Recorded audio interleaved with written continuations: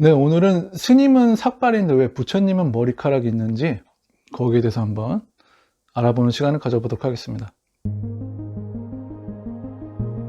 여러분, 대웅전에 가서 이 부처님 불상을 보면요, 부처님이 머리카락이 있어요. 그래서 아니 스님은 삭발인데 왜 부처님은 머리카락이 있을까? 부처님도 스님처럼 이렇게 삭발을 해야 되는 게 아닌가? 뭐 이런 의구심이 들 수 있는데, 자, 먼저 삭발의 유래에 대해서 한번 살펴보겠습니다. 그 당시 인도의 수행자들은 이 삭발파가 있고 이 장발파가 있었는데요.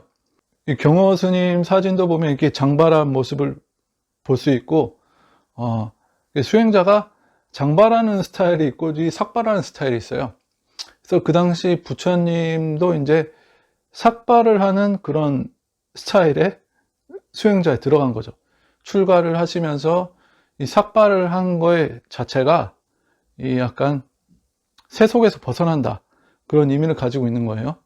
어떤 이 머리카락이라는 게 사람의 신분을 나타냅니다. 어떤 결혼 유무도 나타낼 수 있고, 어떤 귀족인지 천민인지, 그것도 예전에는 헤어스타일로 많이 표현을 했어요. 그래서 부처님이 삭발하신 거는 어떤 세속에서 벗어남을, 그런 의미를 상징을 한다. 그래서 이 스님들이 삭발하는 이유는 이 머리카락에 세속의 상징이 있습니다.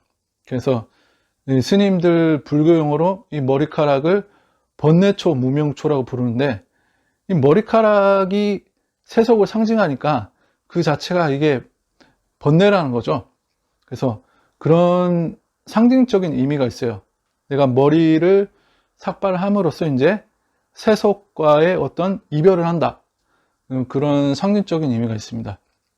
그리고 머리카락이 있으면요, 이게 좀 일탈을 하고 싶은 욕구, 어떤 유혹에 쉽게 빠져들기가 쉬워요. 스님의 경우 이제 옷만 갈아입으면 누구 스님인지 뭐 일반인인지 알아볼 수가 없잖아요. 근데 머리가 삭발된 상태니까 자기 자신의 신분을 망각하기가 어렵다는 거죠. 유혹적인 상황이 직면했을 때도 스님들은 자기 머리를 이렇게 한번 만져봄으로써 나는 삭발을 한 출가 사문이구나, 그렇게 마음을 다잡을 수가 있다고 합니다.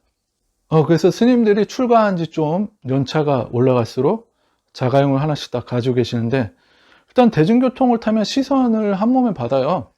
뭐 이렇게 지하철 타면 뭐 기독교인들이 접근을 하기도 하고, 일단 이 삭발의 의미가 부처님께서 출가하실 때 스스로 머리카락을 자르신 그런 상징적인 의미도 있지만, 어떤 머리카락을 삭발을 함으로써 스님들이 옷만 갈아입으면, 이렇게 머리가 만약 길었다면 옷만 갈아입으면 아무도 스님인지 모르는데, 아무래도 이 삭발, 이 면도기로 밀은 상태이기 때문에 어디 대중 속에 들어가면 티가 쉽게 나죠. 그래서 어떤 수행자로서 자기 본분을 더 신경 쓰게 된다는 거죠.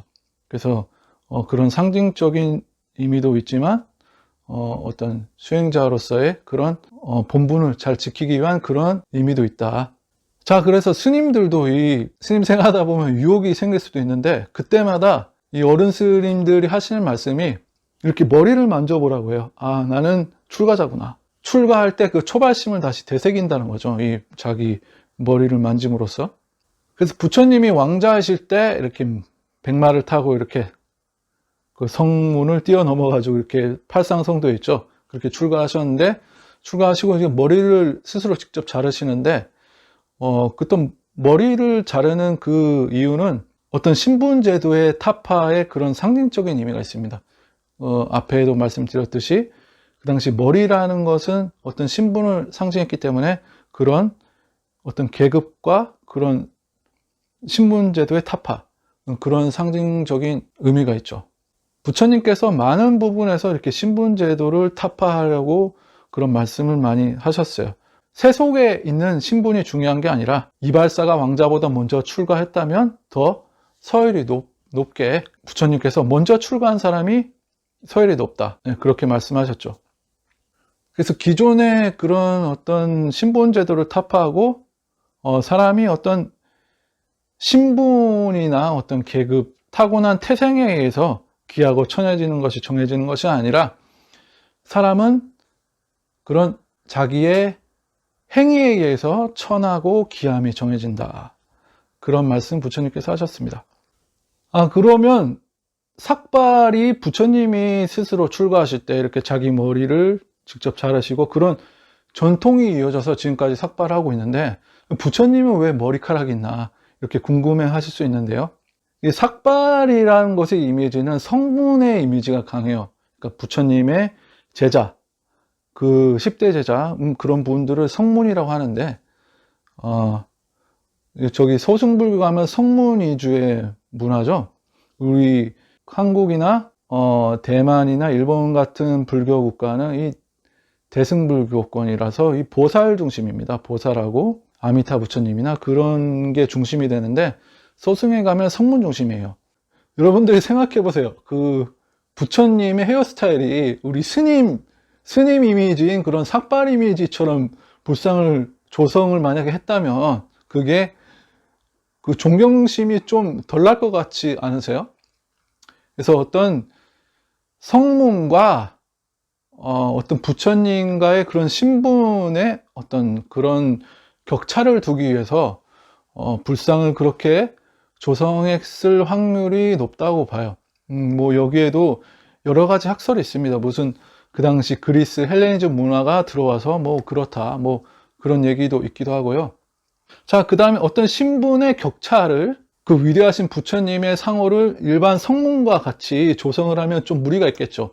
그러니까 이런 의미가 있고, 또 두 번째는 부처님의 상호는 30 이상 80 종호를 갖추고 태어난다.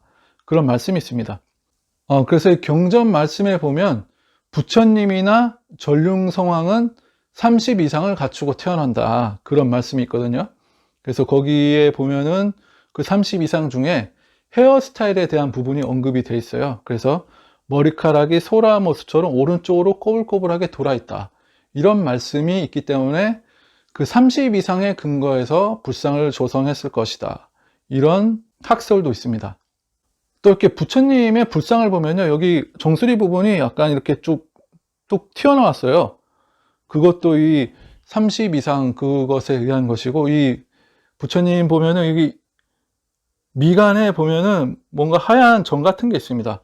그것도 이제 백호 미간이라고 30 이상의 의거를 한 거고요. 그래서 뭐 요즘 보면요, 뭐 저기 선불교 계통에 뭐 나는 뭐 깨달아 가지고 뭐 부처님하고 똑같다, 부처 됐다, 뭐 그렇게 생각하시는 분들이 있던데, 여러분들이 잘 아셔야 될 게, 뭐 수행한다고 금생에 부처 될 수 있는 그런 게 아닙니다. 뭐 암만 수행해도 금생에 부처 될 수 있고 그런 게 아니고, 부처님이 되실 분은 지금 미륵보사님처럼 내원궁에 저렇게 대기를 하고 계시다가 시절 인연이 도래하면은 지금 미륵보살님 같은 분을 보처보살이라 그래요. 일생 보처보살. 그러니까 부처님이 되기 전에 그 보살로 되게 하는 그 단계의 보살을 일생 보처보살이라고 부릅니다. 일생 보처보살님으로 그 도솔천에 계시다가 이렇게 사바세계에 오셔야 부처님이 되는 것이지, 무슨 선불교처럼 무슨 화두 타파해서 그렇게 뭐 견성했다, 뭐 그렇게 부처 되는 게 아닙니다. 부처님이 되실 분들은 도솔천에 대기하고 계시다가 이렇게 사바세계로 오시는데, 그것도 30 이상 상호를 타고 나신다. 그것을 좀 알아주셨으면 좋겠어요.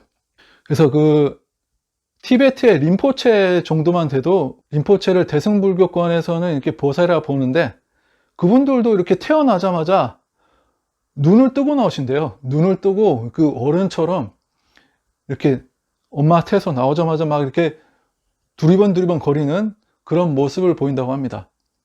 림포체도 그 정도인데, 부처님께서 태어나시면은 이게 태어나자마자 7발자국 걷고 천상천하 유아독존, 뭐 이렇게 할만 하죠.